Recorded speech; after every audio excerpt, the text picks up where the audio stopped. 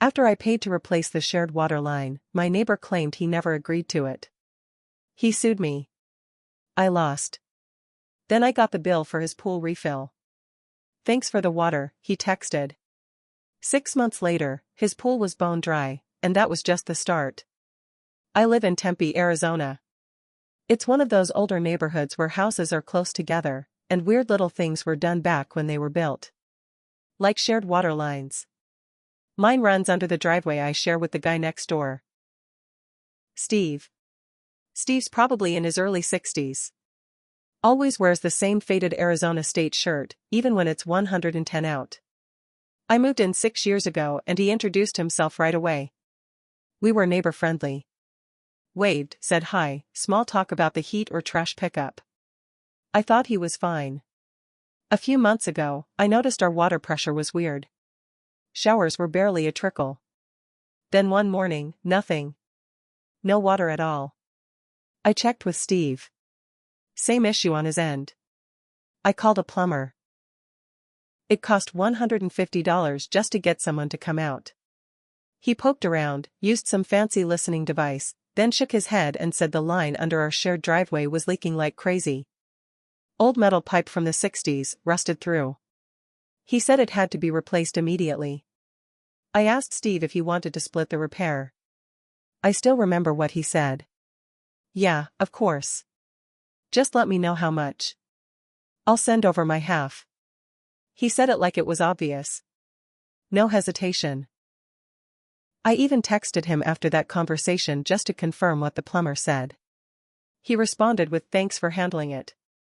So I called the crew, got the permit, scheduled everything. They tore up our driveway, replaced the whole line, poured new concrete. The water came back. It worked perfectly. The total cost came to $4,219.86. I emailed Steve the invoice and asked him to send me $2,109.93, his half. No reply. I waited 3 days, sent a follow-up. Nothing. I walked over and knocked. He answered, just barely opening the door. "Hey, did you see the invoice I sent?" He looked at me, flat expression. "Yeah. I never agreed to pay for that." I blinked. "What? You said, I didn't sign anything. You decided to go ahead. That was your choice." He closed the door on me. That was the moment I knew something was wrong. He wasn't just being slow. He planned this. I tried to reason with him again. I showed him the text messages, reminded him what he said. He just kept repeating, "I didn't authorize anything. I got a lawyer. It cost me more money I didn't really have." We went to small claims court. I brought photos, texts, the plumber's report. Steve brought his smug face and claimed I was lying. Said he never agreed to anything, and that my texts were just me assuming things. And somehow, the judge sided with him. Because we never had a written agreement or contract, and because technically the plumber's invoice only had my name on it, the judge ruled that it was my project. My responsibility. I was stunned. And angry. But it got worse. A week after I lost in court, I got a letter from the water company. It was a bill. A massive bill. Over $600. I called to ask why. They said my usage had tripled in the past month. That didn't make sense, until I saw Steve's backyard. His in-ground pool, which had been dry and cracked since I moved in, was suddenly full. Sparkling clean. With a new pump running. Then I got a text from him. "Thanks for the water."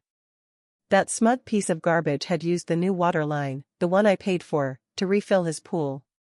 And he'd hooked it up in a way that ran through my meter. I wanted to scream. But I didn't. Instead, I started documenting everything. Every meter reading. Every time his sprinkler system ran. Every time his pool refilled after rain. Photos. Videos. Everything. I waited 6 months. And then I called the city. And that was just the start. The city inspector came out 2 weeks later. I stayed quiet. Just let him do his job. He walked around, checked the water meters, looked at the connection points. I handed over the logs I'd kept, photos, dates, usage numbers. I didn't even have to explain much. The guy saw it right away. "Your neighbor's drawing water from your side," he said. "This is an illegal tie-in." I nodded. I figured. He made some calls. An hour later, a second guy showed up. They turned off my water and opened the main line box. There it was, a hidden split, buried under gravel on the side of Steve's house. A line branching off my meter straight to his pool system. Professionally done. Not some amateur setup. It had been done after the repair. Which meant Steve knew exactly what he was doing. He'd waited until the new pipe was installed, then paid someone to secretly tap into it. They disconnected it on the spot. I watched from my driveway. Steve came out when they shut his pool pump down. "What the hell's going on?" he shouted. The inspector turned to him calmly. "You've been illegally siphoning water. That's theft." Steve tried to argue, tried to say I must have set it up to frame him. But the inspector just raised a hand. "We've already taken photos of everything." They gave him a citation. He stood there glaring at me like I'd stabbed him. That night, I got another text. "You don't know who you're messing with." I didn't reply. But here's the thing, Steve might have thought he was smart. Thought he could screw me and get away with it. He didn't know I had more.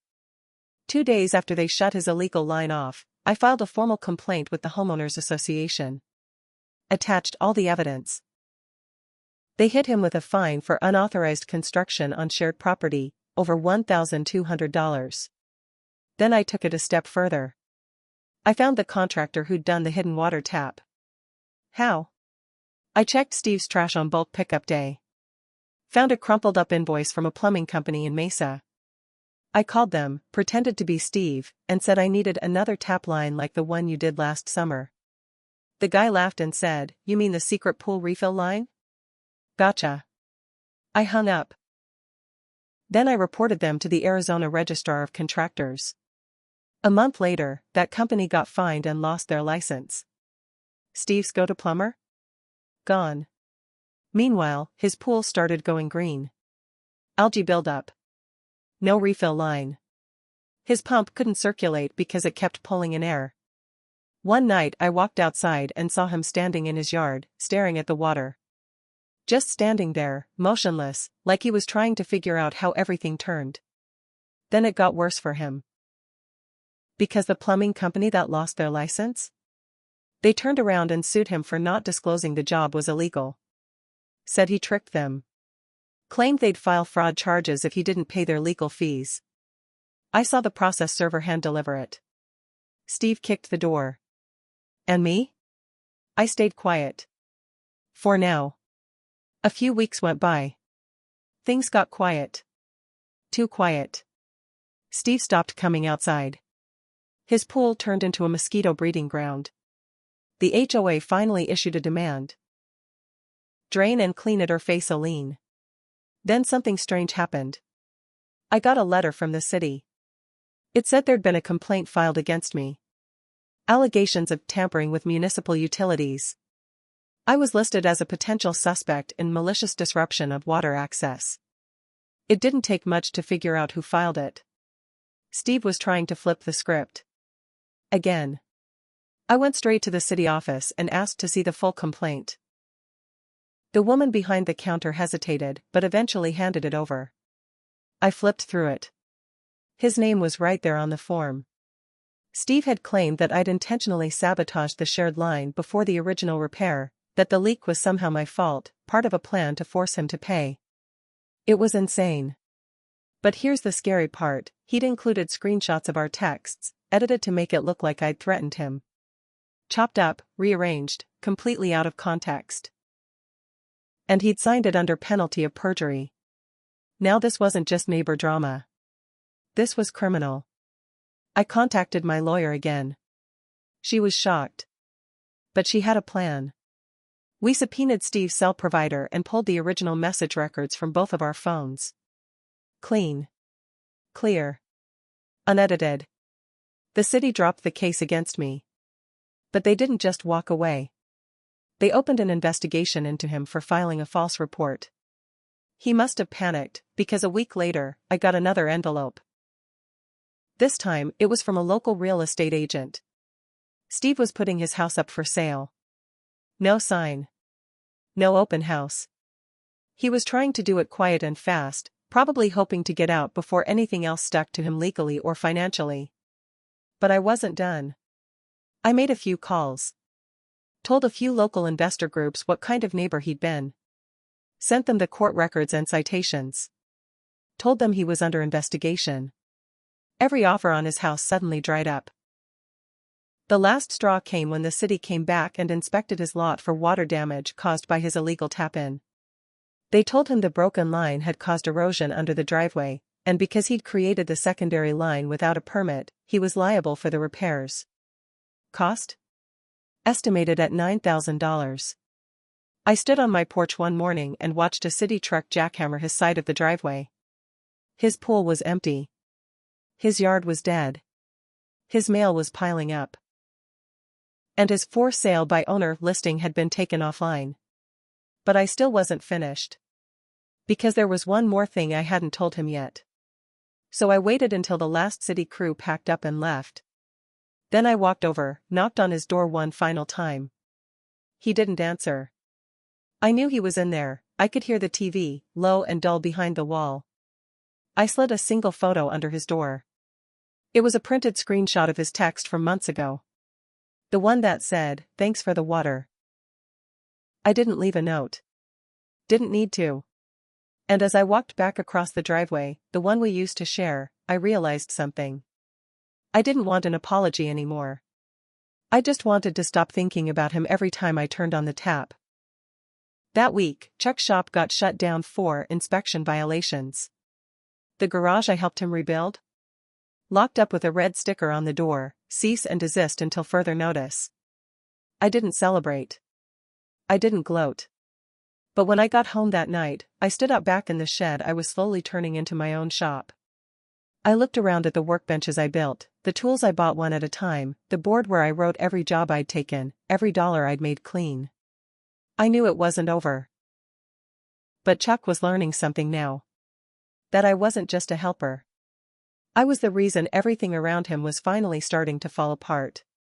After the red sticker went up on Chuck's garage, things got quiet. Too quiet. I thought maybe he'd finally gotten the message. Then I started getting strange messages from unknown numbers. First it was just one, "Watch your back." Then another a day later, "You think you won? We're not done." Blocked the numbers. Didn't tell my wife. She already had enough on her mind. But I kept the texts. A few nights later, I noticed my shed door was cracked open when I came home. I always latch it. Always. I checked inside, nothing stolen, but someone had been in there. I could feel it. Tools were shifted. My work gloves were on the floor. The light was still on. Next morning, Randy showed up late. Looked nervous. Said he saw Chuck's truck parked a few streets down from my house the night before. He was just sitting there, Randy said. Lights off. Engine running. That's when I decided I wasn't going to play quiet anymore. I went to the sheriff. Told him everything. The threats. The shop violations. The unpaid labor. The intimidation. I showed the text messages, gave them Chuck's full name, business history, and even pulled up the public registry showing his old LLC had expired. The sheriff looked over the paperwork and nodded slowly. "You've done your homework," he said. "We'll keep an eye out." That same week, I reached out to a local reporter, young guy covering community stories, business, corruption, stuff like that. I gave him everything. Every detail. He didn't promise anything at first. But then on Sunday, it hit the front page of the local section. Local repairman faces complaints over shady practices, apprentice speaks out. They didn't name me directly, but anyone paying attention could connect the dots. Chuck's name was right there in bold. His picture too. From a county fair years ago, standing next to his garage, proud as hell. That Monday, Randy showed up with a grin for the first time. "You see it?" he asked. I nodded. "Yeah." Chuck didn't try to deny anything publicly. But I heard from someone at the parts store that he'd flipped out, stormed and cursing about traders and rats and saying this town had gone soft. A week later, he put up a for sale sign on his property. But I wasn't done yet. Because what no one else knew, not even Chuck, was that the rebuilt garage he'd been operating from was technically not up to fire safety code. When we rebuilt it, he refused to install the proper ventilation or pay for certified electrical work. Said, "It's just a garage, not a damn hospital." He'd cut corners again, even when we were doing it together.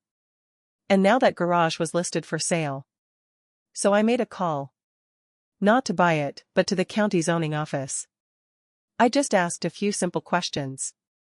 "Hey, is this property up to code for resale? Fire-rated walls? Certified electrical?" They said they'd have to check. 2 days later, the for sale sign came down. Chuck was stuck. Couldn't sell.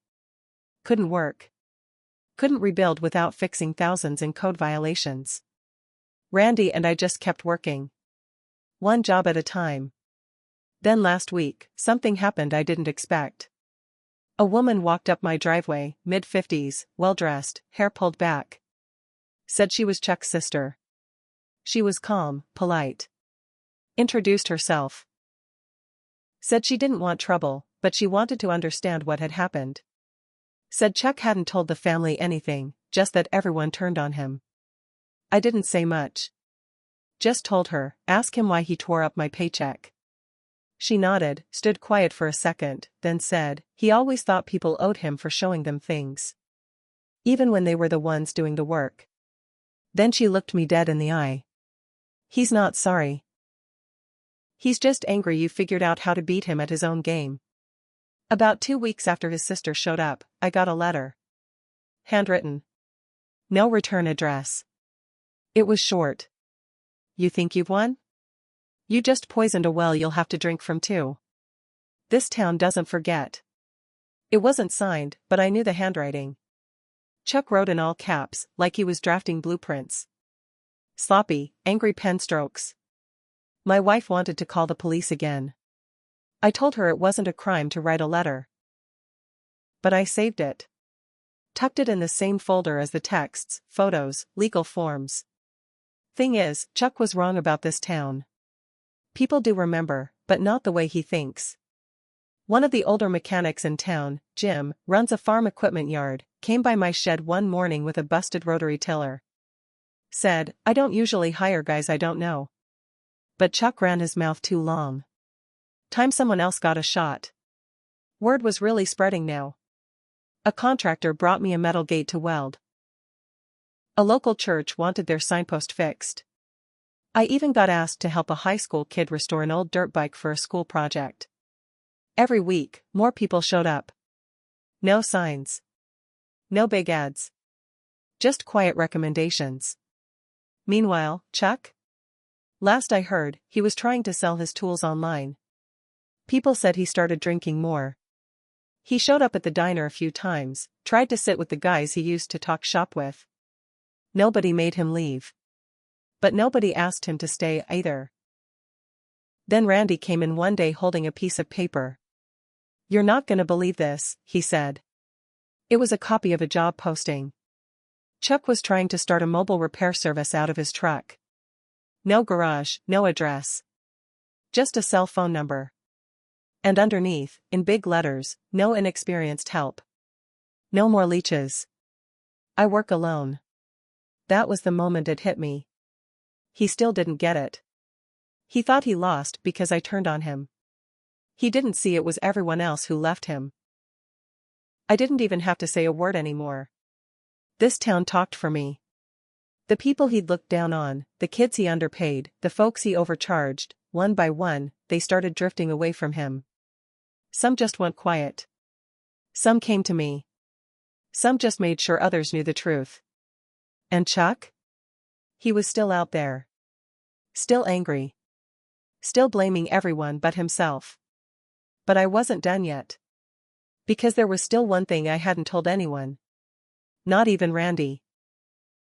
Back when we were rebuilding Chuck's garage after the fire, he gave me a key. Said, just in case you get here before me. I kept it on a nail in my kitchen for a while. Then I forgot about it. A couple weeks ago, I was cleaning out the junk drawer and found it again. It sat there in my hand for a long time. I almost threw it out. But something about it, it felt unfinished. Like a door still open. I didn't plan anything right away. I'm not stupid.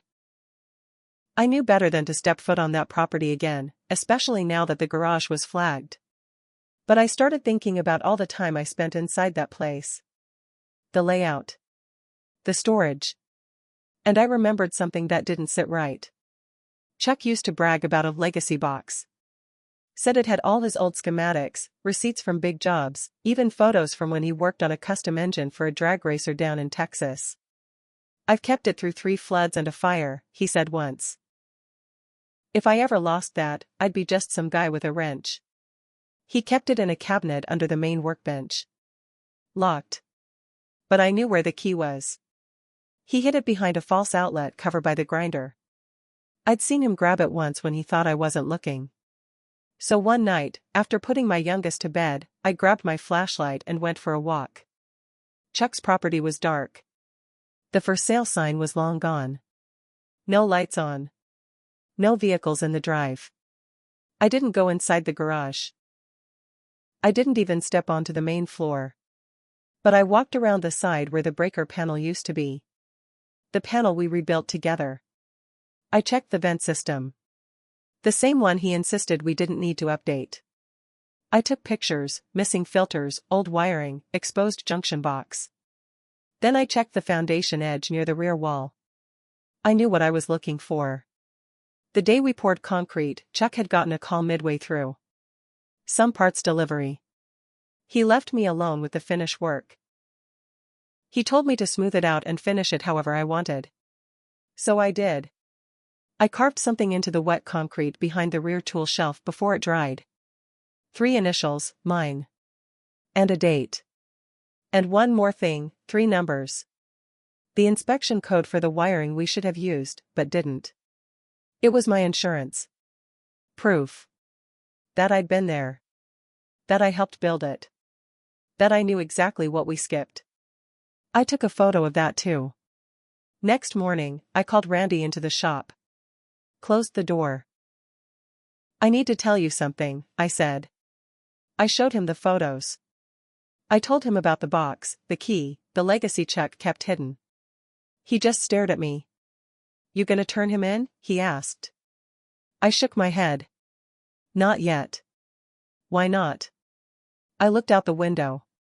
Thought about all the lies, the threats, the silence. Because when someone like Chuck falls, he still thinks he's got something left to stand on. And now I held the one thing he still believed gave him value. I never used the box against him. I never had to. Just knowing I had it was enough. He still walks around town sometimes, but he looks smaller now, like someone holding on to a story no one wants to hear anymore. And every time I pass him, he won't meet my eyes. That's when I realized, he's not mad I took anything from him, he's mad I didn't need to.